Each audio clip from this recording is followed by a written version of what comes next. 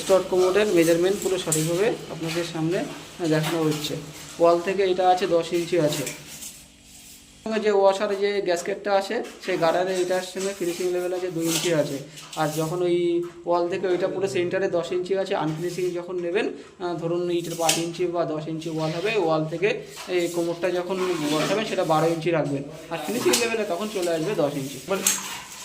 বল ককটা একবারে মানে টাইট, বাইরে থেকে টাইট দেওয়া হচ্ছে, বল ককটা বাড়িয়ে কানেক্টারটাও লাগিয়ে নেওয়া হচ্ছে, সিট কভারও একবারে লাগিয়ে নেওয়া হবে, তাহলে পরবর্তীতে কোনো প্রবলেম হবে না, না হলে কোমর বসার সময় খুব অসুবিধা হয়।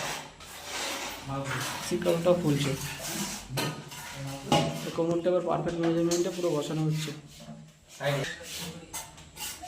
পারফেক্ট মেজারমেন্টটা পুরো সম্পূর্ণভাবে সেট আপ করা প্রায় ইতিমধ্যে কমপ্লিট হয়ে গেছে।